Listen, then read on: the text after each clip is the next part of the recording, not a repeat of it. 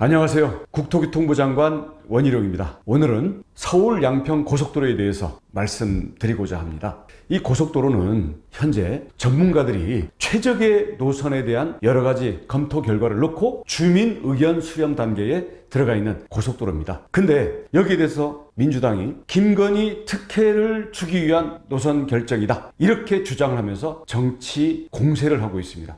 이따 말씀드리겠지만 전혀 근거가 없는 거짓 선동입니다. 그리고 이에 대해서 묻지마, 기승전 김건희 특혜, 이렇게 몰고 가면서 이것을 가지고 총선까지 끌고 가면서 자신들의 정치적인 이득을 보는 데에만 몰두하고 있기 때문에 이대로는 갈 수가 없다. 게다가 우리가 그동안 한두 번 당한 게 아니죠. 과학과 기술이 거짓 선동에 굴복하고 나중에 밝혀지더라도 그때는 이미 상황이 끝나버린 이러한 사례를 다시는 만들어서는 안 된다. 그런 정치 공세가 민주당이 계속 할 거라면 차라리 이 정부 내에서는 하지 않겠다. 왜냐? 김건희 여사 특혜가 문제가 되고 있기 때문에 윤석열 대통령 임기가 끝난 다음에 하면 문제가 없을 것 아니냐. 그러니까 이제 양평 국민들께서는 걱정을 많이 하시는데요. 지금이라도 이것을 정상적으로 진행을 하려면 민주당의 거짓 선동에 의한 정치 공세가 깨끗이 정리가 돼야 됩니다. 그렇지 않으면 하려고 해도 할 수가 없습니다.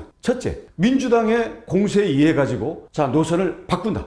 그러면 그동안에 김건희 특혜를 주려고 하다가 민주당이 공격하니까 포기한 걸로 기정사실화할 것 아닙니까? 다음, 이 상황에서 과연 어느 노선이 최적의 노선이냐를 가지고 주민의 의견까지 물어서 결정을 하더라도 그게 민주당의 주장과 다른 노선이면 예산 안 넣어줄 거 아닙니까? 어차피 민주당의 정치 공세가 이렇게 계속되는 한은 예산도 나올 수가 없고 주민과 미래를 위한 최선의 노선을 결정할 수가 없기 때문에 그럴 거면은 차라리 깨끗이 4년 뒤, 임기 뒤로 미루든가 아니면 민주당의 정치 공세를 깨끗이 국민들이 심판한 위에서 하더라도 하자. 이게 저의 입장입니다. 서울 양평 고속도로 백지화를 즉각 철회하고 가장 빠르고 원칙 있게 추진할 것을 강력히 요구합니다.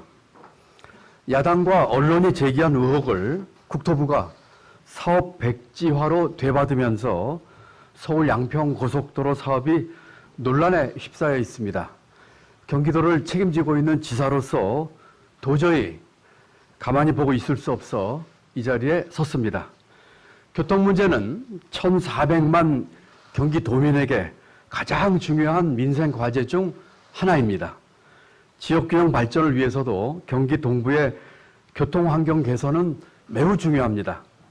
경기도지사로서 저는 비상식적인 국책사업 백지화를 전면 철회하고 가장 빠르게 서울 양평 고속도로 사업을 추진할 것을 강력히 요구합니다. 영원히 하지 않는다는 게 아닙니다. 정치 공세, 거짓 선동, 그동안에는 먹혔을지 모르지만 윤석열 정부 하에서 특히 원희룡 장관 하에서는 되지 않는다. 장관이 말 한마디로 백지화가 된 것부터 변경안에 대한 여러 가지 의혹들, 그리고 만약 변경안을 추진할 경우 예상되는 사업 차질 가능성 등이 그것입니다. 첫째, 1조 7천억 원 규모의 고속도로 사업이 장관의 말 한마디로 백지화될 수는 없습니다. 건설, 복지 등 500억 원 이상의 모든 대규모 재정사업은 기획재정부의 예비타당성 조사를 거쳐야 하며 이를 통과해야 국가재정계획으로 진행됩니다.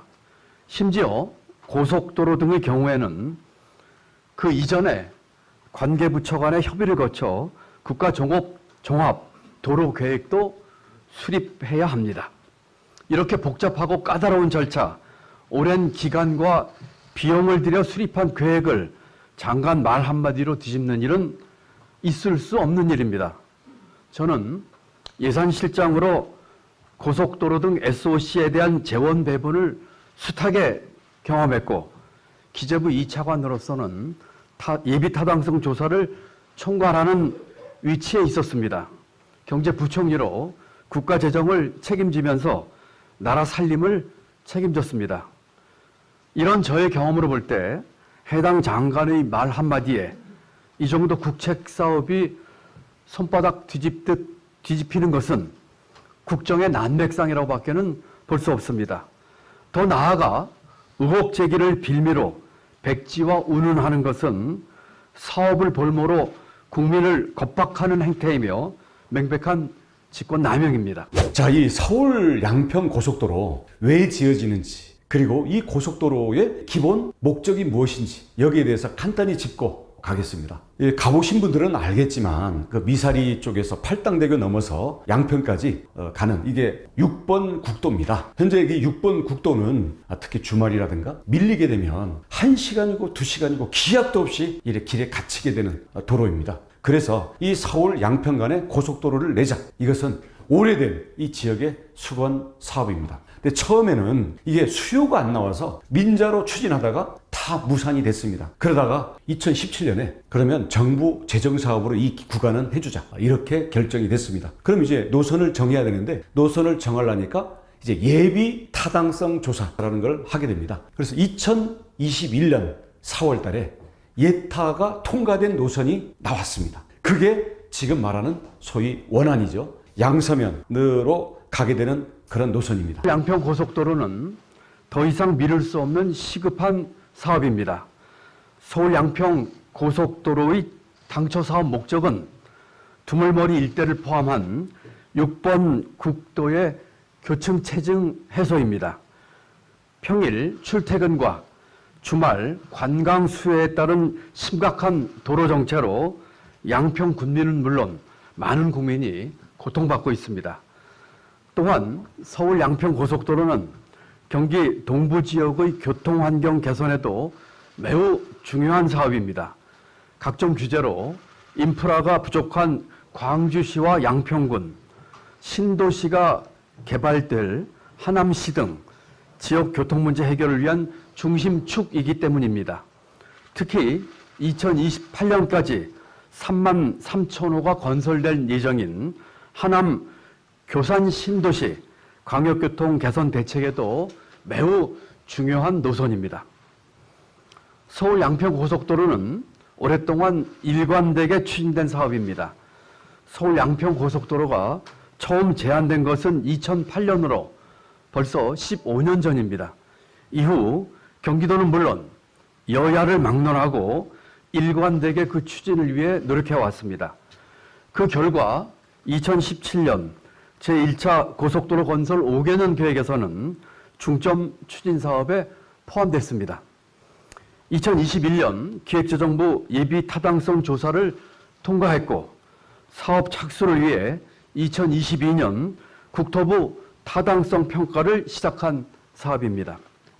이토록 사업의 시급성을 인정받아 적법한 절차에 따라 추진되어 온 사업이지만 최근 노선 변경과 백지화 과정에서 여러 문제점과 우려할 만한 부분들이 발견됩니다. 근데 이 민주당에서 문제를 삼는 게 예타안을 왜 바꿨냐? 무슨 압력을 받아서 바꿨냐? 이런 주장이거든요. 근데 그 이후에 어떤 일들이 벌어지느냐? 2021년 5월에는 당시에 민주당 양평 군수와 민주당 양평 지역위원장이 이 노선으로 하지 말고 강화 IC를 설치를 해달라. 노선을 문제 제기를 합니다. 왜냐? 이 예타안에는 양평에 인터체인지, 즉 톨게이트가 없다. 고로 이 노선은 양평 군민들이 이용할 수가 없으니 양평 군민들이 많이 살고 있는 강화면에 일단 내달라. 이렇게 주장을 하게 됩니다. 그래서 결국 이게 강화 IC 설치 요구죠. 그래서 이를 위해서 국회에 가서도 얘기하고 당시는 문재인 정부 하에 김현미 국토교통부 장관 뭐 이런 라인들로 있기 때문에 여기에 대해서 자신들이 정부를 움직여서 강화 IC를 반드시 설치하겠다. 이게 처음에는 자기들이 얘기를 안 하다가 저희가 이걸 지적하니까 그때는 인정을 했죠. 물론 강화 IC만 설치해달라 그랬지 노선을 바꿔달라고 한 게 아니다. 이렇게 주장을 하고 있습니다만은 이 주장에 대해서는 조금 있다가 별도로 다시 살펴보도록 하겠고요. 양평 군민들의 대다수는 강화면, 강상면, 그리고 양평읍에 살고 있거든요. 근데 원래 예타 안대로 양서면 쪽으로 가게 되면은 절대 다수의 양평 군민들은 진출입로도 없는 고속도로가 그냥 교각만 세워서 지나가기만 하는 겁니다. 그래서 이제 양평 군민들과 양평 지역의 군수 그리고 모든 정당들이 당을 떠나서 모두 이것은 강화 IC를 설치해서 양평 국민이 절대 다수가 있는 강화면과 강상면 그리고 양평읍으로 연결이 돼야 된다. 이런 노선을 주장을 하게 됩니다. 그래서 양평 국민들의 절대적인 요구를 반영을 해서 타당성 조사 영향을 받은 이 전문 과학기술자들이 노선을 검토하는 과정에서 지금 문제가 되는 대안이 나오게 되는 겁니다. 갑자기 변경안이 등장하는 과정에 많은 의혹이 있습니다. 우선 2022년 7월 타당성 평가 관계기관 1차 협의회에서의 의문점입니다. 2022년 7월 국토부는 사업 추진을 위해 타당성 평가에 대한 관련 부처, 해당 지자체와 협의를 시작했습니다. 양평군과 하남시, 심지어 서울시까지 9개의 지자체와 기관을 포함하면서 경기도만 쏙 빠진 이례적인 협의였습니다. 이 협의에서 양평군은 하남시 가밀동부터 양평군 양서면까지의 시 종점을 유지하면서 나들목, 즉 IC를 추가하는 안을 제1안으로 요구했습니다. 당시 양평군의 의견을 그대로 옮기자면 경제성, 타당성, 지역 주민의 편의성 확보를 이유로 들었습니다. 강상면을 종점으로 변경하는 노선도 이 안으로 제시는 했지만 양평군은 경제성 재분석, 사업비 증액 예상이라는 문제점을 분명하게 지적했습니다. 이 2023년 1월 타당성 평가 관계기관 2차 협의에서의 의문점입니다. 2023년 1월 국토부는 2차 협의를 하면서 이번에는 경기도를 포함시켜 12개의 지자체와 기관에 변경된 노선으로 공문을 보냈습니다. 그런데 참으로 이상하게도 협의 공문의 앞장에 있는 사업 개요와 뒷장에 있는 위치도의 내용이 서로 달랐습니다. 앞장에 있는 사업 개요상 구간은 하남시 가밀동에서 양평군 양서면으로 했고 규모는 27.0km, 주요 시설은 상사창, 상산곡, 남종 등 나들목 3개소로 명시를 했습니다. 그런데 뒤에 첨부된 위치도상에는 구간이 하남시 가밀동에서 양평군 강상면으로 바뀌어 있었고 규모는 29km였습니다. 또 주요 시설에도 강화가 추가된 나들목 4개로 표시되어 있습니다. 참으로 궁금합니다. 협의 공문에서 앞에 있는 사업 개요와 뒤에 붙은 노선도의 내용이 일치하지 않은 이유는 무엇입니까? 불과 6개월 만에 전체 노선 27km 중에서 55%가 바뀐 이유는 무엇입니까? 도대체 누가, 왜, 어떤 절차를 통해 노선을 변경했는지는 밝혀지지 않고 있습니다.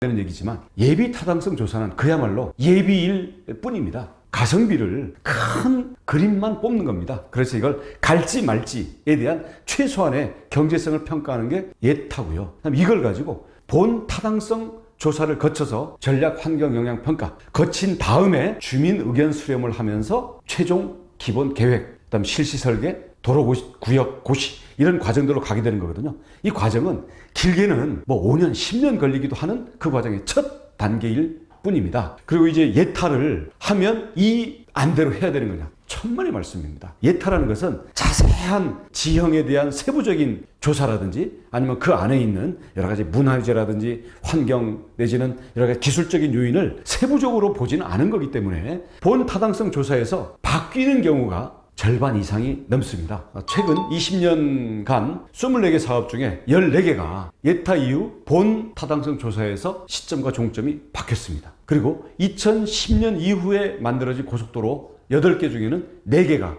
시 종점이 바뀌었습니다. 그래서 예타안을 왜 바꿨냐라는 것은 도로 사업 과정에 대해서 알지를 못하거나 기승전 특혜로 몰고 가기 위한 그런 프레임에 불과한 거죠. 예타 과정에서 본 타당성 조사를 하면서 더 좋은 안이 나왔는데 만약에 예타안을 고수를 한다면 이거야말로 감사원 감사감이고 이거는 수사감입니다. 바로 이런 사례가 지금 이 서울 양평 고속도로에 정확히 해당하는 경우입니다. 국토교통부는 타당성 조사 과정에서 시작과 종점이 달라지는 사례가 많다고 해명했는데 최근 5년 사례를 살펴보니 이번처럼 종점을 포함해서 사실상 노선 자체가 바뀐 경우는 없었습니다. 국토부가 공개한 타당성 평가 과정에서 고속도로의 시 종점이 달라진 사업 목록입니다. 지난 2010년 이후 추진된 10개 사업 가운데 절반에 달하는 5건이나 바뀐 것만 보더라도 예비 타당성 조사 이후 시 종점이 바뀌는 건 이례적인 일이 아니라고 해명했습니다. 오히려 예비 타당성안이 그대로 추진되는 경우가 거의 없다고 강조했습니다. YTN이 최근 5년간 추진된 사업들의 노선이 실제로 어떻게 달라졌는지 따져봤습니다. 먼저 2020년 8월 예비 타당성 조사를 통과한 인천 계양 강화고속도로 전략 환경 영향 평가 보고서입니다. 시작점은 같았고 종점이 강화군 강화읍 갑곡리에서 선원면 신정리로 바뀌었습니다. 이 과정에서 노선 길이는 오히려 1.6km 줄었고 전체적인 흐름은 크게 달라지지 않았습니다. 예비 타당성 조사가 면제됐지만 타당성 평가 과정에서 노선이 조정된 부산 신안 김해고속도로와 세종 청주 고속도로 신설 사업 사례도 유사합니다. 부산 신안 김해고속도로는 부산 강서구 송정동에서 시작해 경남 김해시 활천동으로 이어지는 노선은 똑같았습니다. 다만 종점부를 남해 고속도로와 연결하면서 전체 길이가 0.7km 단축됐습니다. 이르면 연내 착공 예정인 세종 청주 고속도로도 마을을 둘러가기 위해 노선이 0.2km 늘어났을 뿐 전체적인 틀은 같았습니다. 하지만 이번 양평 서울 고속도로는 달랐습니다. 종점이 위치한 행정구역이 기존 양서면에서 강상면으로 바뀌었고 노선 연장은 물론 전체의 절반 넘는 노선이 바뀌었습니다. 또 이 과정에서 설치해야 할 교량은 11개, 터널은 3개 더 늘었습니다. 이 정도라면 아예 새로운 노선이라고 보고 별도의 예비 타당성 조사가 필요했다는 지적이 나오는 이유입니다. 지금은 누가 보더라도 상당히 그 오차 범위를 넘어섰다고 할 수 있는 거가 되거든요. 예비 타당성 200~300페이지 보고서에 이렇게 나왔는데 그렇게까지는 안 되더라도 최소한 거기에 주라고 비교할 만한. 이와 관련해 국토부는 바뀐 종점에 대한 분석 결과가 담긴 환경 영향평가 보고서 초안 전문조차 공개하지 않고 있습니다. 지금 민주당에서 주장하는 것은 원희룡 장관이 와서 이 노선이 바뀌었다 이렇게 주장을 하는데 이 부분에 대해서는 제가 핵심적인 과정을 간략하게 말씀을 드리겠습니다. 자, 2021년 4월 예타안 통과했죠. 한 달 뒤인 5월 달에는 민주당 양평 군수가 강화 IC 설치 요구. 그러면 이 국토부에서는 예타안과 지역의 의견들을 받아들여서 본 타당성 조사로 용역을 주게 됩니다. 용역을 언제 주느냐? 2022년 1월 달에 용역 과업 지침을 세워서 용역 지시서를 작성을 하게 됩니다. 이거는 문정부이고 민주당 양평 군수입니다. 근데 이 과업 지침서와 지시서에 보면요. 노선에 대한 대안을 제시하라 라는 명분 규정이 들어가게 됩니다. 그렇게 해서 여기다가 이제 입찰을 하게 되죠. 그래서 민간 용역사가 22년 3월에 용역을 시작합니다. 민간 용역사, 이건 그냥 엔지니어링 회사들입니다. 자, 본 타당성 조사를 해가지고 지역에 가서 현지 답사도 하고 지역 의견들도 들어보고 예탄 가지고 비용 한 것도 다시 한번 검출. 그래서 결과적으로 이걸 가지고 나름대로 결론을 냅니다. 이때는 아시다시피 대선 치르고 그런 과정이죠. 그러다 보니까 이 작업이 조금 늦어진 감도 있습니다만은 이걸 국토부에다가 언제 보고하냐면 2022년 5월에 국토부에다가 보고를 하는데 이때 타당성 조사하는 과정에서 대안과 함께 원안의 문제점 이거를 2022년 3월에 시작해서 5월에 중간 보고를 하는 이 용역에서 주된 내용이 원안대로 가면 문제가 크다. 그래서 대안은 세 갈래로 제시를 했는데 그 세 안 모두가 강하, 강상, 양평읍으로 연결되면서 지금의 바로 문제되는 그 중부 내륙고속도로 연결점으로 이게 가는 겁니다. 바꾸었다면 민간 용역사가 바꾸었고 여기에 대해서 노선 대안을 제시하라는 거는 과업지시서에 2021년에 나온 거. 이걸 먼저 제기를 한 거는 민주당 양평 군수가 2021년 5월 달에 제시를 했던 거죠. 저희가 바꾼 게 전혀 없습니다. 이런 내용이 나오니까 민주당 양평 군수는 예타 전에는 이런 얘기를 안 했다. 이때는 대안에 대해서 거론이 안 됐다. 이렇게 주장을 하는데요. 그게 아니라 이 대안과 거의 유사한 경로가 민자 사업 추진할 때부터 이미 당시 대우건설 설계도 이게 다 들어있습니다. 그리고 양평군에는 지금 대안으로 얘기된 노선이 다 복덕방이 다 걸려있고 양평에 부동산 전문가들이라든가 군청 관계자들은 대부분 다 아는 상황이었어요. 근데 왜 예타 때는 거론을 안 했냐? 추측을 해보시죠. 민자가 무산돼서 정부 재정을 투입하려고 그러니까 재정이 가장 적게 들어가는 안을 제시를 해야 통과가 되는 거예요. 당시로서는. 그러니까 예타 통과될 때까지는 다 입 다물고 예타가 떨어질까 봐 얘기를 안 하고 가만히 있다가 일단 예타는 통과됐으니까 돌릴 수 없단 말이에요. 그러니까 이제는 이 강화 IC를 설치해달라. 양평 고속도로인데 양평 국민은 고속도로에 들어갈 방법이 없지 않냐 라고 하면서 양평 군수부터 들고 일어나가지고 왔다가 문정부의 국토부, 문정부에서 입찰을 준 민간 용역사가 쭉 작업을 하면서 본 타당성 조사 용역을 맞자마자 원하는 대로는 안 된다. 그러면서 대안을 제시한 게 지금까지 오고 있는 겁니다. 변경 안대로 진행되면 사업의 차질을 빚을 수 있습니다. 예비 타당성 조사를 통과한 이후 사업 내용이 크게 바뀔 경우에는 타당성 재조사를 합니다. 총사업비 관리 지침에 따르면 총사업비가 기존 안에 비해 15% 이상 증가하거나 교통량 수요가 30% 이상 감소할 경우, 그리고 감사원이나 국회가 요구할 경우에는 반드시 타당성 재조사를 하게 되어 있습니다. 이 경우 기재부가 타당성 재조사를 하게 됩니다. 국토부 자료에 의하면 예비 타당성 조사 이후에 시종점을 변경한 고속도로 사업이 1999년 이후에 14건입니다. 그 중에 경기도 관내에 있거나 경기도를 지나는 고속도로는 3건으로 김포 파주, 양평 이천, 계양 강화 구간입니다. 가장 최근에 시종점을 변경한 계양 강화 구간을 예로 들어보면 전체 구간의 5%를 변경했을 뿐입니다. 3건 모두 일부 구간에 대한 경미한 변경이었습니다. 물론 타당성 재조사 대상 여부는 객관적인 검증이 필요하겠지만 이번 서울 양평 고속도로 변경안은 타당성 재조사 대상이 될 가능성이 있습니다. 그 경우 최소한 1년 이상의 사업 지연이 우려됩니다. 이번 변경안은 타당성 재조사는 둘째치고 예비 타당성 조사를 다시 해야 할 가능성이 있는 수준입니다. 시종점이 바뀌고 원안 대비 약 55%가 대폭 변경되었기 때문에 예비 타당성 조사를 거친 기존 안과 비교하면 거의 신규 노선이나 마찬가지라는 주장이 나오고 있기 때문입니다. 서울 양평 고속도로의 빠르고 원칙 있는 추진이 꼭 필요합니다. 서울 양평 고속도로의 정상적인 추진은 12만 양평 군민뿐만 아니라 1,400만 경기도민 전체의 문제이며 양평군을 찾는 모든 국민의 문제이기도 합니다.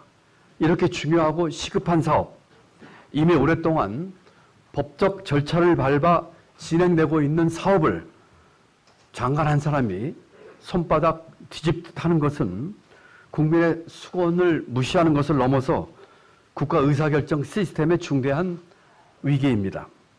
돌이켜보면 지금의 모든 혼란과 국론 분열은 갑자기 튀어나온 변경안과 그에서 비롯된 백지화 때문에 일어난 일입니다.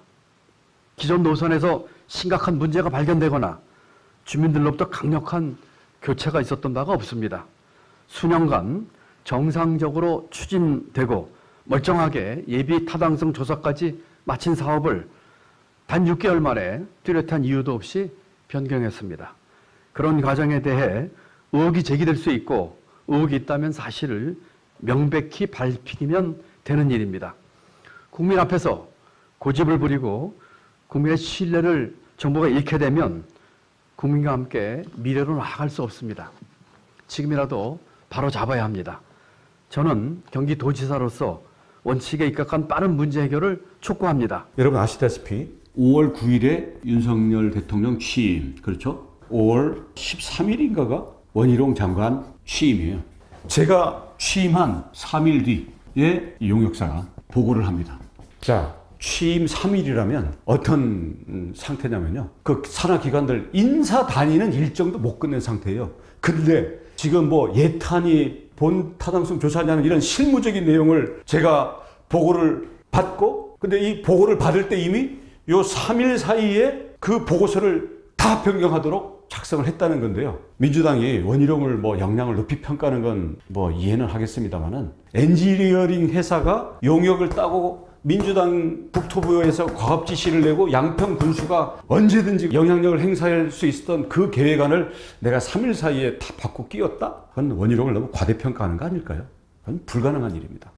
지난 2021년 4월 경기도 하남시 가밀동과 양평군 양서면을 잇는 서울 양평 고속도로 사업이 기획재정부의 예비타당성 조사를 통과했습니다. 그리고 대선 선거운동이 한창이던 지난해 1월 국토교통부는 서울 양평 고속도로 타당성 조사 추진 계획서를 만듭니다. 3월 9일 대선이 치러졌고 일주일도 되기 전에 민간업체 2곳이 용역업체로 선정됐습니다. 용역업체가 50일간의 조사를 거쳐 윤석열 정부 출범 9일 뒤인 5월 19일 제출한 용역 보고서에서 김건희 여사 일가의 땅이 있는 강상면 종점안이 대안으로 처음 등장했습니다. 구정부와 신정부가 대통령직 인수위원회를 사이에 두고 묘하게 겹쳐있는 시기에 변경 노선이 제안된 겁니다. 정부 여당과 야당은 서로 문재인 정부의 용역, 윤석열 정부 인수위의 용역이라며 대치하고 있는 이유입니다. 자, 당시 윤 대통령 취임과 원희룡 장관 취임 이전에 이미 문정부에서 용역을 발주받아서 타당성 조사를 진행을 했던 그 용역회사의 의견에 따르면요, 원안대로 가면 오히려 안 된다는 겁니다. 이유가 뭐냐면 예타안으로 가면 강하, IC가 없어서 절대 다수의 양평 주민 이용이 될 수가 없다. 그리고 예타안은 핵심 또 문제가 뭐냐면 중부 내륙과의 연결점이 문제거든요. 중부 내륙 연결점이 양평 IC로 이게 상당히 북쪽입니다. 이 도로가 원래 6번 국도의 교통량을 분산하기 위한 건데 너무 북쪽으로 가 있으니까 여주 쪽에서 이 남한강변 그 카페촌으로 들어오는 그 퇴촌으로 가는 교통을 흡수를 못하는 거예요. 그래서 결국 교통량 흡수가 안 된다. 그래서 대안으로 강하 IC를 설치한다. 그리고 연결은 강상면에서 연결한다. 이 이유는 역시 아시겠죠? 양평 주민이 절대 다수, 강하면, 강상면, 양평읍, 그리고 그다음 용문, 여기가 절대 다수의 이 라인이고요. 그 옆에들은 인구가 작습니다. 그래서 양평 주민들뿐만 아니라 도로를 이용하는 이런 쪽도 연결점이 강상면에서 연결되기 때문에 남한가교로 보면은 강상, 강하, 카페촌 들어가기 전에 여주 쪽에서 오는 그 교통량이 이 양평 고속도로를 타고 서울 쪽으로 빠져버리겠죠. 그러니까 결국 지금 문제가 되는 6번 국도, 그리고 그 맞은편에 있는 강하, 강상 이 도로에 막히는 것을 이 고속도로가 흡수하려면 양평 IC보다 훨씬 남쪽에서 고속도로가 연결이 돼야 이 중부 내륙에서 오는 교통량을 받을 수 있다. 이렇게 해서 연결점을 바꿀 것을 제시합니다. 그렇게 해서 이게 절대 다수가 이용하고 여주 쪽에서 이 퇴촌으로 오려는 교통을 분산시켜야 되기 때문에 여기에 맞다. 이렇게 연결하면 연결점이 지금 말하는 김건희 문제의 땅이 있는 거고, 근데 이 엔지니어링 회사가 요걸 다 무시하고 이 땅만 보고 연결점을 바꿨다? 이게 지금 민주당의 주장인 거죠. 그러다 보니까 이 부분에 대해서 민주당이 말이 안 된다고 생각하니까 강화 IC는 설치하되 연결점은 원안대로 해라. 이렇게 하면 지도에서 보시다시피 원안이 이렇게 돼 있고 대안이 이렇게 되는데 민주당안은 이런 안입니다. L자로 꺾이게 되죠, 고속도로가. 자, 민주당안은 우선 L자로 꺾였다. 그리고 여기 회피한 지역은 인구 최다 거주 지역이에요. 거기에다가 이걸 하려면 마을을 없애야 돼요. 환경 파괴가 더 심해지고 문화재 지역도 파괴가 돼요. 교각도 40m 교각을 넣어야 돼요. 그래서 이 용역회사가 대안을 만들 때는 모든 가능한 그 지역의 지형지물을 놓고 도로의 직선성이라든지 아니면 터널 또는 강 이런 거 넣을 때마다 결국 비용이 많이 들기 때문에 이걸 최소화하고 여기에 철새 도로지라든지 아니면 상수원 보호구역이라든지 아니면 문화재가 있다든지 이런 부분들은 피해가야 되니까 다 검토를 하고 최적 노선으로 한 거거든요. 근데 민주당은 우리는 강화 IC만 설치를 하라 그랬지 강상면 이렇게 연결되는 부분에 대해서는 주장한 적도 없고 지금도 이 노선은 특혜 노선이고 하려면 원안대로 하든지 민주당이 주장한 대로 해라 이렇게 주장을 하고 있는 거거든요. 근데 아시다시피 원안의 문제점에 대해서는 문정부 때 용역받은 용역회사가 문제점을 다 지적을 했어요. 여기에 부닥치니까 민주당은 그러면 최적 대안이 있고 양평 주민의 절대 다수가 이용하고 교통 분산 효과가 가장 큰 이 도로를 놔두고 다른 도로를 한다? 이렇게 하면 이게 국정농단인 거예요. 근데 이런 주장을 민주당이 하다 보니까 결국 말도 안 되는 고속도로를 L자로 꺾어서 인구가 최다가 거주하는 지역은 다 일부러 회피하고 마을 파괴하고 환경 파괴하고 문화재 파괴하고 교각 40m 세워가지고 도로를 만든다는 건데 왜 그래야 됩니까? 김건희 특혜로 몰고 갈라니까 이런 주장. 그리고 자기네들이 주장했던 것들은 쏙 빼고 내로남불로 하려니까 꼬이는 거죠. 자, 이걸 아무리 설명해도 원희룡이 어디서부터 지시를 받아가지고 이걸 개입해서 특혜를 주려고 이 모든 걸 무시하고 한 거니까 원희룡을 탄핵해라 이렇게 하는데요. 자, 그래서 민주당이 묻습니다. 이재명 대표님, 민주당은 지금 원안 추진위원회를 지금 구성을 하셨잖아요. 원안이라고 한다면 원래 예탄 또는 강화 IC를 설치해서 L자로 꺾는 그런 안을 주장하시는 걸 텐데 이 안에 따르면요. 첫 번째, 상수원 보호구역을 가로질러서 환경 파괴가 됩니다. 그리고 마을을 관통하면서 높은 교각이 서가지고 양서면, 청계리, 국수리 여기가 몇 개 마을이 통째로 없어지거나 공동체가 파괴가 됩니다. 그 다음 세 번째, 빨리 가자고 하는 게 고속도로인데 왜 가다가 꺾어서 L자로 갑니까? 거기다가 양평군의 절반 이상의 인구가 강상면과 양평읍에 살고 있는데 가장 이용자가 많은 지역을 일부러 90도로 꺾어서 가는 고속도로 이게 말이 된다고 생각하십니까? 자, 그리고 또 그 민주당에서 주장하는 것 중에 하나가 김건희 여사 가족 가까운 데로 고속도로가 나니까 이 부분에 대해서 특혜를 주는 거 아니냐 이런 주장을 하시는데요. 우선 IC와 JC가 어떻게 다른지 이 점에 대해서 간단히 짚어봐야 되겠습니다. IC는 인터체인지예요. 톨게이트. 쉽게 말하면 진출입이 되는 거예요. 이건 당연히 이제 개발 호재겠죠. 자, JC라는 거는 정크션인데요. 고속도로끼리 연결점이고 이거는 진출입이 안 돼요. 그러다 보니까 JC가 설치가 되게 되면 진출입은 못하고 교각만 들어오게 되는 거죠. 그리고 이게 이 양평 고속도로는 중부 내륙 고속도로와 만나야 됩니다. 즉 분기점을 어디다 두느냐 여기에 따라 가지고 노선이 크게 달라지겠죠. 그래서 이것도 주요 고려 사항인데요. 중부 내륙 고속도로가 양평 입장에서 보면은 아래쪽으로는 남양평이 있고요. 북쪽에도 이제 양평 IC가 있습니다. 자, 근데 지금 양평 고속도로는 중부 내륙과 만나야 되는데 예타 통과했던 원안은 이렇게 되어 있습니다. 다음 대안은 요 중간에 연결하도록 이렇게 되어 있습니다. 민주당이 주장하는 L자는 이렇게 와서 이렇게 가자는 아니죠. 원안에 따르면 양평 IC로 연결되는 JC만 생기지 양평군에는 IC가 없는 거예요. 그러다 보니까 다 들고 일어나가지고 IC 있는 고속도로를 하자라고 해서 용역사에서는 대안이 나온 거고 민주당 군수는 이 IC만 만들려고 그랬지 노선을 바꾸라고 한 적이 없다. 종점은 그대로 이거다 라고 주장하다 보니까 결국 L자를 주장해버린 세계 최초의 L자 고속도로가 나올 뻔했는데요. 이 상황에서 여기는 JC고요. 이제 IC가 중간에 이렇게들 생기겠죠. 여기 뭐 강하, 뭐 중간에 뭐 강상 이렇게 생기든지 하는데 자, 이런 상황인데요. 이렇게 노선을 잡고 보니까 그 중에 김건희 여사 땅이 있더라 이거예요. 김건희 여사 땅은 이미 중부 내륙 고속도로가 지나가는 고속도로 변에 있습니다. 근데 여기에다가 진출입로가 없는 JC가 들어가도록 하겠다라는 게 지금 대안이에요. 특혜를 만약에 주려면 여기다가 IC를 넣어줘야 되는 거 아닐까요? JC를 넣은 걸 가지고 특혜다? 이게 여기서 또 막히니까 민주당은 뭐라고 하냐면 옆에 조금만 가면 남양평 IC가 있잖냐. 남양평 IC로 가서 고속도로 타면 지금보다 좋아지니까 특혜다. 좋아지는 건 맞죠. 근데 이 차이랑 양평 IC를 타고 서울 들어가는 거랑 이용자 입장에서는 어차피 연결되면 어디로 오든 좋아지는 거예요. 그리고 이 집만 좋아지느냐?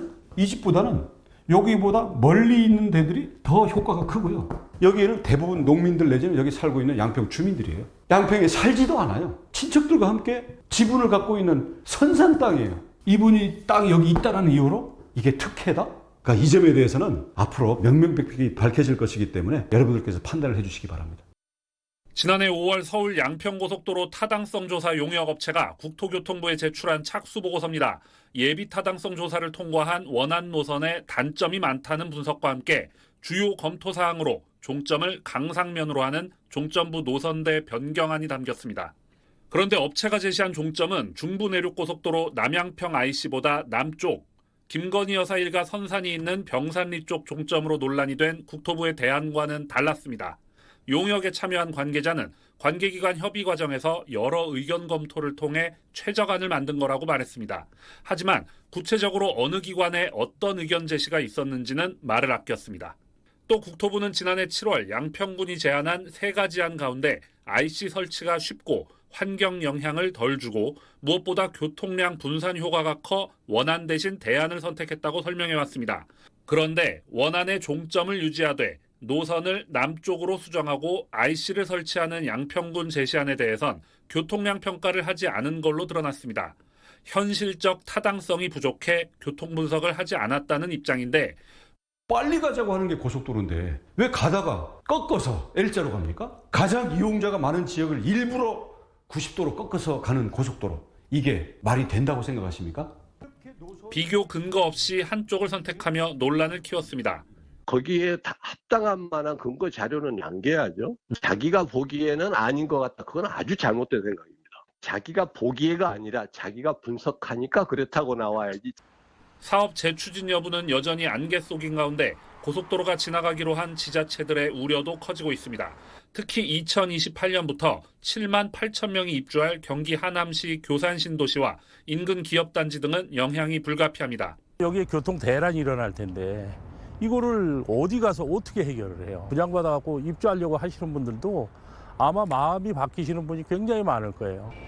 국토부는 기존 도로 확장 등 신도시 교통 추가 대책을 추진 중이라고 밝혔습니다. 네, 지금 민주당 주장을 보면 종점이 그 땅 옆으로 났다 이렇게 하다 보니까 우리가 종점? 그러면 길이 없던 데서 뭐 들어와가지고 종점이 생겨서 여기 무슨 터미널도 생기고 무슨 빌딩도 들어오나 이렇게 얼핏 생각할 수가 있잖아요. 이게 결국 부정확한 용어를 가지고 사람들을 이렇게 혼동시키는 건데요. 아까 말씀드렸던 것처럼 이게 교차로기 때문에 직접적인 영향이 없는 거예요. 대신 그동안 서울로 갈 때 근처에 이쪽 톨게이트로 들어가서 갔던가 아니면 조금 더 멀리 있는 톨게이트를 통해서 들어갔나, 이 차이는 있는 건 사실이에요. 근데 이 점을 가지고 특혜라고 연결시키는 것은 억지 주장이다.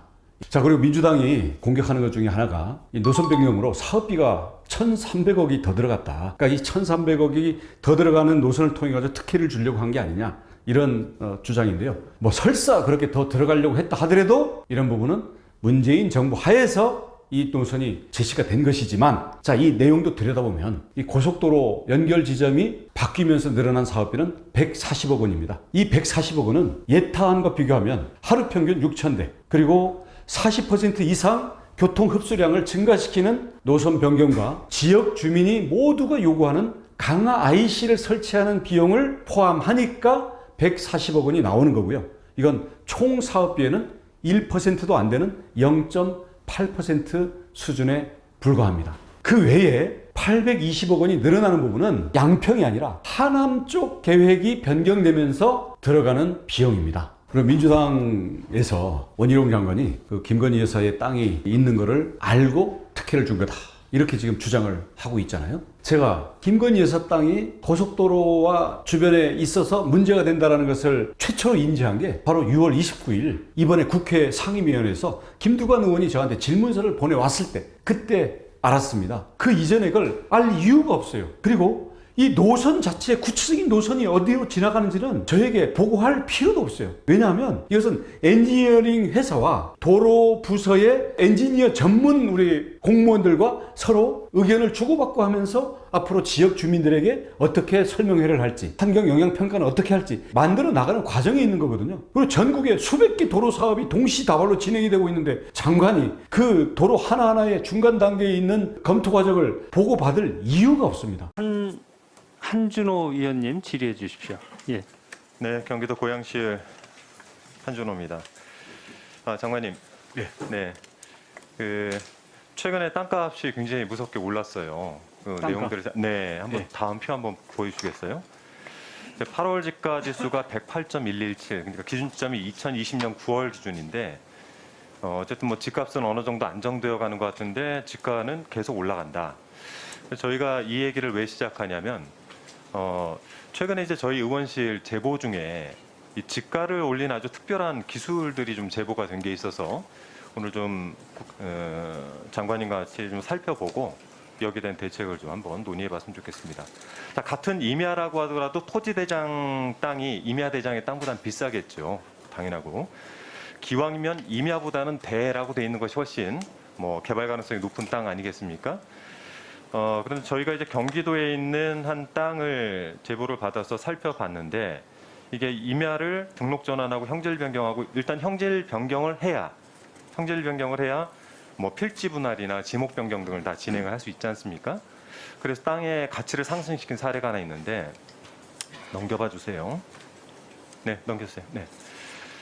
자, 다음 것 넘겨주세요.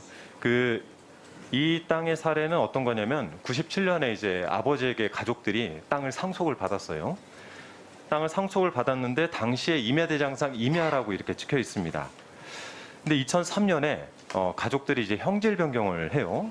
임야대장상으로 이제 토지대장으로 등록을 전환을 합니다. 그리고 나서 필지 분할을 해서 지목 변경을 해요.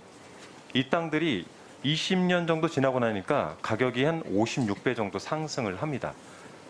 어떠십니까? 이거 딱 내용만 딱 들으시면은. 네, 좀 이상한 점이 좀 느껴지나요? 아직까지 잘 모르시겠나요? 예. 이분들이 받은 게 18개 필지, 전체 한 7,000평 정도 보유를 하고 계시는데 뭐 대부분 앞에 이제 산자가 붙어요. 산 127-1, 산 127-2, 산 128, 산 135. 그러니까 임야대장상으로 산지인 거죠. 개발하니까 제한되고 금전적 가치 상당히 낮습니다. 자, 이걸 2003년 9월에 이제 분할을 해서 이렇게 여러 가지 용도로 변경을 했어요. 변경을 해서 이분들이 그러니까 지가 상승을 노리신 건데 다음 장 한번 넘겨볼까요? 이 땅의 주인은 이제 김건희 여사의 일가 땅입니다. 저도 처음 제보를 받고 나서 이게 과연 무엇인가라고 살펴봤는데 저희가 양평군 병산리에 있는 땅인데 양평군으로부터 전체 데이터를 받아가지고 전체 조사를 한번 해봤어요. 전체 조사를 한번 해보니까 첫 번째 이게 어떻게 가능할 것인가에 대한 문제입니다. 즉 산 135에 대해서는 2003년 9월 1일에 필지 분할을 하고 등록 전환하고 지목 변경을 했습니다. 그래서 값어치를 높였어요. 1002-21이라는 거는 지금 현재 대로 돼 있는데 개별 공시지가는 2003년에 4,790원에서 2020년에 26만 8,700원으로 56배 상승을 했습니다. 문제가 되는 거는 산 127-1과 산 127-2, 산 128 제가 하도 복잡해가지고 아예 지도를 그려봤습니다. 어떻게 이렇게 할 수 있을까? 이 세 개에 대해서는 어떤 일이 벌어지냐면 저희가 산지 전용 허가라는 게 있죠. 그렇죠? 장관님, 산지 전용 허가라는 게 있습니다. 네. 즉 필지 분할이나 지목 변경을 위해서는 형질 변경을 먼저 해야 되는데 형질 변경을 위해서는 산지 전용 허가를 받아야죠. 그런데 산지 전용 허가를 받지 않고 등록 전환을 2008년 1월에 마칩니다. 이상하지 않습니까? 이건 산지 전용 허가 신고 내역이 없다라는 겁니다. 양평군으로부터 받아보니까 이건 분명 문제가 있는 것이죠. 산지 전용 허가를 위반했을 때에는 징역 3년이나 그렇죠? 3천만 원 이하의 벌금을 내게 되어 있습니다. 자, 여기서 의혹이 두 가지가 발생하는데 첫 번째는 산지 전용 허가 없이 형질 변경을 했다면 산지법 위반이 되겠죠? 그렇죠? 그렇죠? 대답은 해주세요. 네. 예, 말씀하십시오. 형질 변경 없이 필지 분할을 한 것도 문제가 되겠죠? 그렇죠. 형질 변경 없이 필지 분할할 수가 없죠? 그렇다면 양평군은 과연 허가 사무에 문제가 있었냐? 저희가 전체 자료를 받아보니까 산지정 허가 신고가 없어요. 그러면 허위 자료 제출했거나 아니면은 이 허가 사무에 문제가 있었다라는 부분이겠죠. 자, 또 하나 내용을 좀 거론해 보겠습니다. 이번엔 접도구역 내에서의 형질 변경인데 쭉 앞으로 가세요. 자, 지도를 먼저 좀 펴주시기 바랍니다. 자, 도로법상 접도구역의 토지 형질 변경은 금지가 되어 있죠. 그렇지 않습니까? 1차장님? 1차관님? 금지돼 있죠. 확인해 보겠습니다. 그렇다고 금지돼 있어요. 확인해 보셨을 아이고, 테니까 말씀하십시오. 네, 금지돼 예. 있습니다.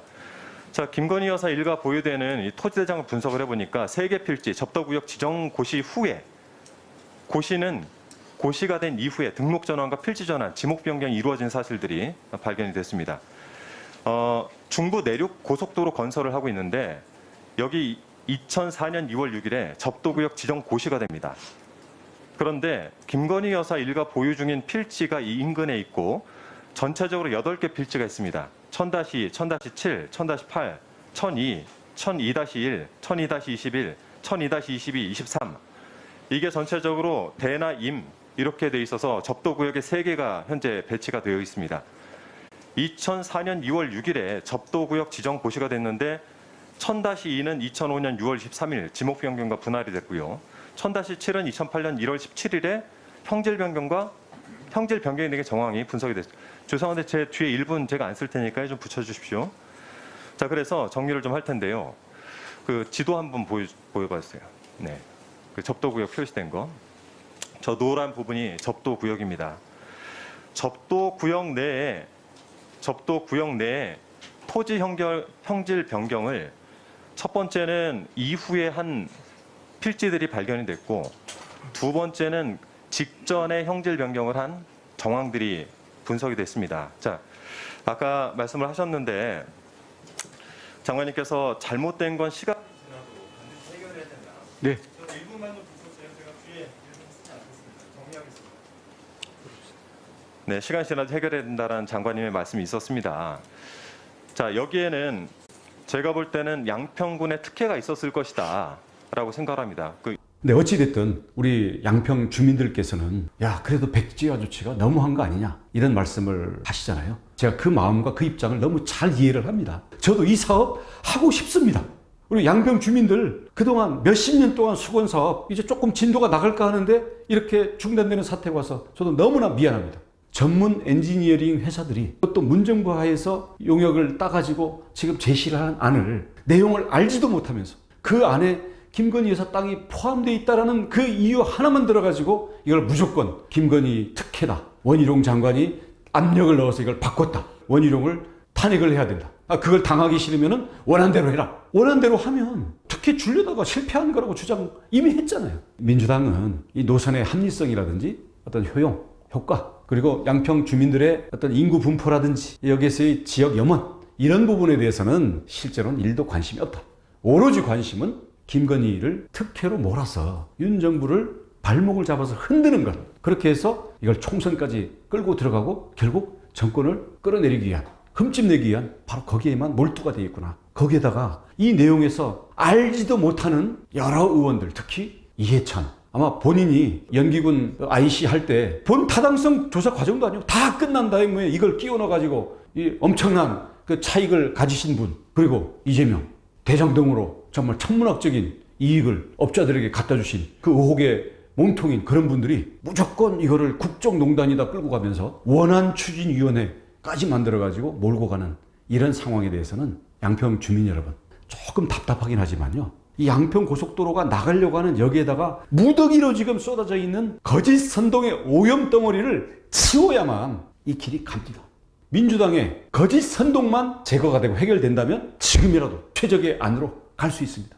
고속도로 저도 하고 싶습니다. 정말 2조 가까운 국민들의 세금이 들어가는 돈인데 최선의 노선을 가지고 전문가의 과학과 지역 주민들의 염원이 잘 담겨진 그런 노선을 만들어야 되지 않겠습니까? 김건희 여사 땅이 그게 뭐 지금 들어간 것도 아니고 1980년도부터 있었던 그 땅 때문에 양평 국민들을 위한 최선의 고속도로가 놓여질 수 없다고 한다면 최선의 고속도로를 놓기 위해서 3년 반만 기다리시면 되는 거죠. 윤석열 정부 임기 끝나면 그때는 더 이상 김건희 시비 안 걸 거 아닙니까? 그때 가서 주민들의 의사가 담긴 고속도로를 만들면 되지 않겠습니까? 제가 만약에 관료 출신 장관이었다면 민주당이 요구하는 대로 그래 원안으로 하자 이렇게 했을지도 모릅니다. 사실 처음에 김두관 의원이 그냥 질문서를 보내왔을 때는 민주당이 이거 괜히 정치 선동할 것 같아가지고 그렇게라도 해볼까라고 생각도 했고 그런 의미에서 전면 재검토 지시를 제가 자발적으로 내렸었습니다. 하지만 그거 필요 없이 무조건 이거를 국정농단, 특혜 의혹 이렇게 몰고 가는 걸 보고 그렇게 한다고 될 문제가 아니구나. 민주당은 과거에 여러 번 거짓 선동으로 정치적인 재미를 봤던 것처럼 후쿠시마 오염수 문제하고 양평 고속도로 김건희 특혜 의혹 이걸 가지고 총선을 치르려고 하는구나. 제 눈에는 민주당의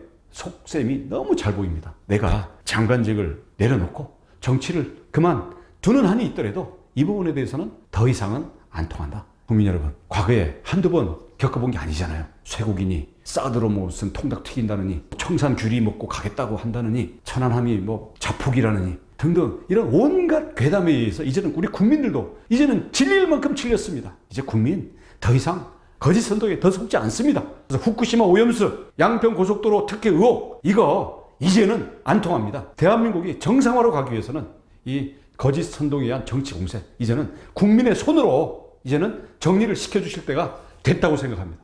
감사합니다. 경기 양평 고속도로는 첫째, 애초의 사업 목적에 부합하며 둘째, 주민의 수건을 해결할 수 있고 셋째, 가장 빠르게 건설할 수 있는 방안으로 즉시 추진되어야 합니다. 그를 통해 국정 운영을 정상화하고 흩어진 국민의 마음을 하나로 모아낼 수 있을 것입니다. 정부의 책임 있는 조치를 경기도지사로서 다시 한번 강력히 촉구합니다. 감사합니다. 첫 번째로 CBS 윤철원 기자님. CBS 노컷뉴스 윤철원 기자입니다. 지사님께서는 경제부총리까지 하셨는데 하시는 동안에 이렇게 대규모 국책 사업이 관계 부처 장관의 말 한마디로 이렇게 백지화되는 경우를 혹시 보신 적이 있었는지 그걸 좀 여쭤보고 싶거든요. 네. 제가 예산실장부터 해서 기재부 2차관 그리고 부총리까지 하면서 숱하게 많은 예비타당성 조사 사업을 봐왔고 또 예타를 통과한 사업들에 대해서 예산을 배분하는 일을 많이 경험을 했습니다만 이와 같이 1조 7천억 원에 이르는 국책 사업을 해당 장관이 말 한마디로 그때까지 진행되었던 절차를 무시하고 손바닥 뒤집이 취하는 경우는 처음 봤습니다. 정말 이례적인 일이고 만약에 제가 그 당시 경제부총리를 있을 적에 경제부처 장관이 그와 같은 일을 했다면은 경제부처를 총괄하는 경제부총리로서 대통령에게 해임 건의를 할 정도로 이것은 전혀 상식적이지 않은 일이라고 생각을 합니다.